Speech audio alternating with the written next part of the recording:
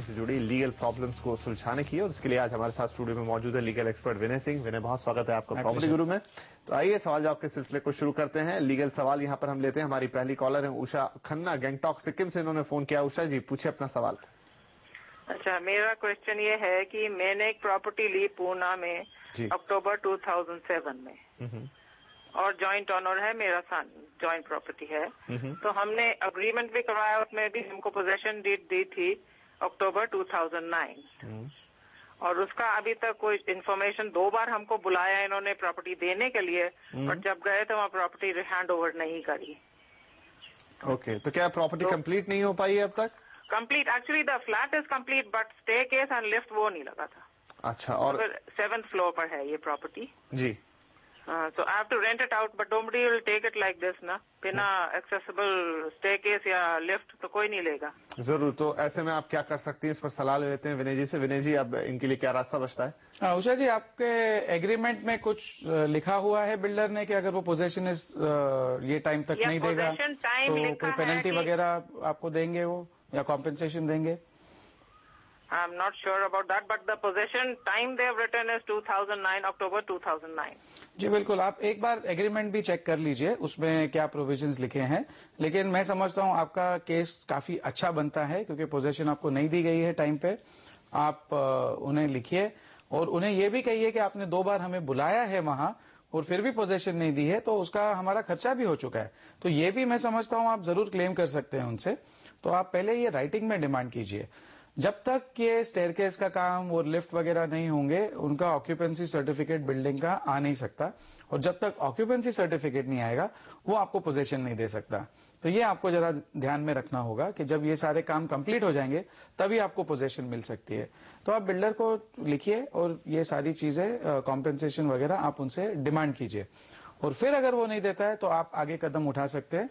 Under Maharashtra ownership flat act भी आप action ले सकते हैं, आप कंज्यूमर फोरम में भी जा सकते हैं। दोनों ऑप्शंस आपके लिए ओपन है। चलिए, तो उषा जी, यहाँ पे आपका केस काफी स्ट्रांग, और शायद अगर आपके जैसे और भी लोग हों जो परेशान हो रहे हो तो साथ में मिलकर भी कोई कदम उठाया जा सकता है। चूंकि आप काफी दूर रहती हैं जहां से आपने मकान खरीदा, आप सिक्किम में हैं, तो जैसा विनय जी कह रहे हैं, आप आने जाने तक का कंपनसेशन भी उनसे मांग सकती हैं। आगे बढ़ते हैं, हमारे अगले कॉलर हैं पुणे से बीके राउत साहब। राउत साहब, पूछे अपना सवाल। एक्चुअली मैं मम्मा का एक प्रॉपर्टी है जो मेरे ग्रैंडफादर की तरफ से उनको मिला था। सो इट इज लाइक ना 1986 में उनको मिला था प्रॉपर्टी। तो अभी it's almost the deal is final to like no to sell the property to a builder. तो अभी हम मतलब सब हो गया है, मगर अभी वो बिल्डर ये चाहता है कि जब वो टोकन अमाउंट देगा, एक प्री एग्रीमेंट करते हैं कुछ ऐसा, तभी वो पोजीशन चाहता है। मतलब वो चाहता है कि उसका सिक्योरिटी गार्ड वहां पे रहेगा, we should allow him to do all this things, you know, कुछ काम करेगा उसके अंदर वो ऐसा जी। तो ये थोड़ा सा लेकिन डाउट लगता है हमको कि वो ऐसा क्यों करना चाहता है। तो आपका ये सवाल है कि क्या इस डील में आगे बढ़ा जाए या नहीं? हाँ, ये तो है। अगर वो डील में मैं आगे बढ़ता हूँ, सपोज उसने एक 50 लाख का डील है ये, तो उसमें से मेरा मम्मा का ये कहना है कि पुणे में एक 35 लाख के घर भी परचेज करना है उनको, और रेस्ट ऑफ अमाउंट अगर वो कुछ घर का जो भी काम के लिए यूज करते हैं जी, और उसमें से अगर 5-1 लाख रुपए मुझे वो गिफ्ट के तौर पे देते हैं, so like know what would be the tax treatment for that, you know. और ये मेन इम्पोर्टेंट थिंग इज कि हम वो इसी तरह का डील पे वो बिल्डर्स पे भरोसा करके उसको दे सकते हैं क्या, मतलब परमिशन दें कि हाँ वो कोई सिक्योरिटी गार्ड वगैरह रखे वहाँ पे। चलिए, तो एक संशय आपके मन में कि क्या भरोसा किया जाए बिल्डर पे इस तरह की डील में, यहाँ पर सलाह वाकई काफी महत्वपूर्ण बनती है। विनय जी, क्या करना चाहिए इनको? राउत साहब, आप इस चीज में किसी के ऊपर भी विश्वास नहीं करिए, बिल्डर हो या आपका सगा भाई हो, क्योंकि ये सारी चीजें प्रॉपर्टी का जहां भी मामला आता है, अगर दिक्कत आएगी तो आपने अगर कोई गलत कदम उठाए तो ही आएगी। जहां तक मैं समझता हूं कि आप पैसे बिल्डर से पूरे जब तक आपको मिल नहीं जाते, आप किसी भी किस्म की पोजीशन हैंडओवर करने का उन्हें प्रॉमिस ना करें। जो डॉक्यूमेंटेशन आप बनाएंगे, अगर उसमें पार्ट पेमेंट हो रही है तो उसमें आप क्लियरली एक टाइम लिमिट सेट करिए बिल्डर के साथ बात करके कि लेटेस्ट किस वक्त तक वो आपको फाइनल पेमेंट करेंगे। जो भी वक्त वो आपको बताते हैं उसमें आप चाहे तो 10 दिन और ऐड कर दीजिए, और उन्हें कहिए कि अगर ये एडिशनल 10 दिन में भी अगर आपने हमें पैसे नहीं दिए तो डील ऑटोमेटिकली कैंसिल हो जाएगी। ऐसे करके आप क्लॉज डाल सकते हैं, या आप चॉइस रख लीजिए अपने पास कि अगर इस डेट तक आपको पैसे पूरे नहीं मिले तो ये डील हम कैंसिल कर सकते हैं अगर चाहें तो।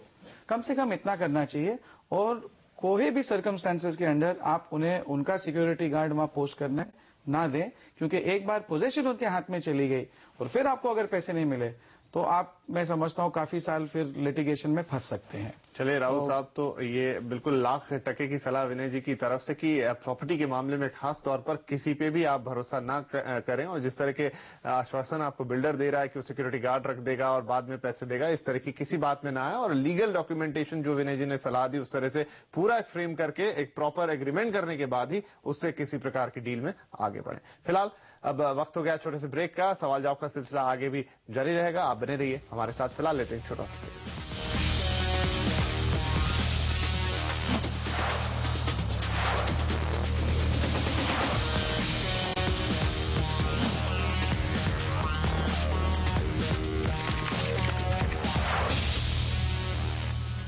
Welcome back. आप देख रहे हैं प्रॉपर्टी गुरु, और आपके सवालों के जवाब देने के लिए हमारे साथ बने हुए हैं legal expert Vinay Singh studio में। और इसी सवाल जवाब के सिलसिले को आगे बढ़ाते हैं। आप अपने अगले कॉलर को लेते हैं, जो कि है नासिक से पवन परमणि साहब। पवन, पूछिए अपना सवाल।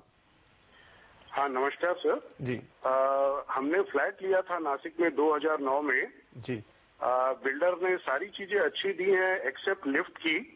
बिल्डर ने 6 लिफ्ट हमें प्रोवाइड की है। 3 बिल्डिंग का ये कॉम्प्लेक्स है। प्रॉब्लम ये है सर, 365 दिन में से 300 दिन ये लिफ्ट खराब रहती है।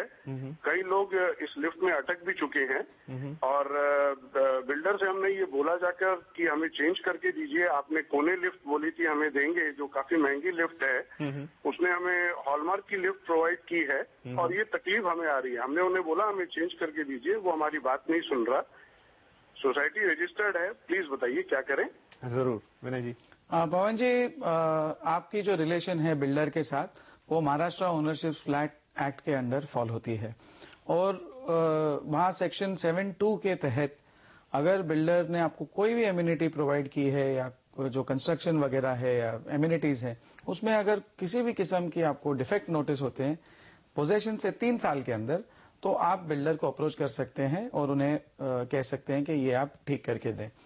तो ये क्लियरली इसमें फॉल होता है। मैं समझता हूं कि आपको तुरंत बिल्डर को लिखना चाहिए कि इस किस्म के प्रॉब्लम्स आ रहे हैं, लोग अटक रहे हैं, कल को कोई हादसा भी हो सकता है, और इसकी जिम्मेदारी सिर्फ आपकी रहेगी। तो आप डिमांड करें कि तुरंत वो जो कोने लिफ्ट आपको प्रॉमिस की गई थी वो इंस्टॉल करें। अगर वो नहीं करते हैं तो दोनों चीजें आपके लिए ओपन है। आप अप्रोप्रिएट अथॉरिटी अपॉइंटेड है एक्ट के अंडर, उसे अप्रोच कर सकते हैं हेल्प के लिए, या आप कंज्यूमर फोरम में भी जा सकते हैं। तो चॉइस इज विद यू। चलिए, तो ये बहुत साफ सुथरी सी सलाह, जैसा बताया कि अंडर सेक्शन 72 आप सीधे 3 साल के पोजीशन के 3 साल के अंदर अंदर मांग सकते हैं कोई भी ऐसी चीज। ये तो लिफ्ट का उदाहरण रहा, लेकिन कोई भी दूसरी ऐसी चीज जो बिल्डिंग में आपको लगती है कि खराब है, अप टू द क्वालिटी नहीं है, या लोगों के लिए हानिकारक हो सकती है, आप बिल्कुल जा सकते हैं। फिर भी अगर बिल्डर आपकी बात ना सुने तो जैसा विनय जी सलाह दे रहे हैं कि आप कंज्यूमर फोरम का भी दरवाजा यहाँ खटखटा सकते हैं। आगे बढ़ते हैं, हमारे अगले कॉलर हैं फरीदाबाद से ध्रुव सिंह साहब। ध्रुव, पूछिए अपना सवाल। नमस्कार सर, मैं ये पूछना चाहता हूँ, मैंने 4 महीने पहले नहर पार एरिया में एक रीसेल में फ्लैट परचेज किया था।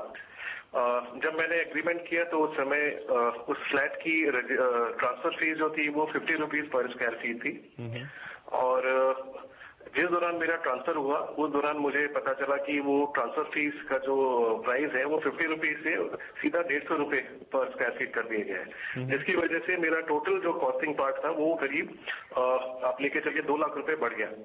मैंने बहुत कोशिश की उनसे नेगोशिएट करने की, लेकिन नेगोशिएशन के बाद में उन्होंने 50 रुपीज की मुझे कंसेशन दिया, बट मुझे 95,000 या 1 लाख रुपए के आसपास ज्यादा पे करना पड़ा। अब मुझे हाल ही में पता चला कि उन्होंने प्रोसेसिंग जो ट्रांसफर फीस है वो फिर 150 रुपए से घटा के 50 रुपीज पे कर दी गई है। तो मुझे बड़ा चीटिंग सा अनुभव हो रहा है। मुझे लग रहा है कि ये तो बिल्कुल चीटिंग ही कर रहे हैं बिल्डर। तो क्या सलाह देंगे आप इसमें? जरूर, एक बार फिर से ट्रांसफर फीस का सवाल विनय जी। ध्रुव जी, ये चीटिंग सा नहीं, ये सरासर चीटिंग ही है।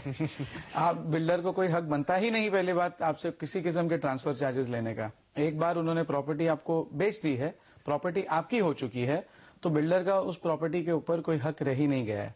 तो ये जो आप अगर फिर से उसे सेल करते हैं, इसमें बिल्डर को कोई हक ही नहीं है ट्रांसफर चार्ज लेने का। जो 100 रुपए मांग रहे हैं वो भी गलत है, अगर 50 मांग रहे थे तो वो भी गलत है। तो मैं समझता हूं कि आप जरूर उन्हें एक नोटिस भेजिए, और आपने जो भी पैसे दिए हैं वो वापस डिमांड करिए, कि आपने हमें मिसलीड किया है और ये पैसे मांगे हैं।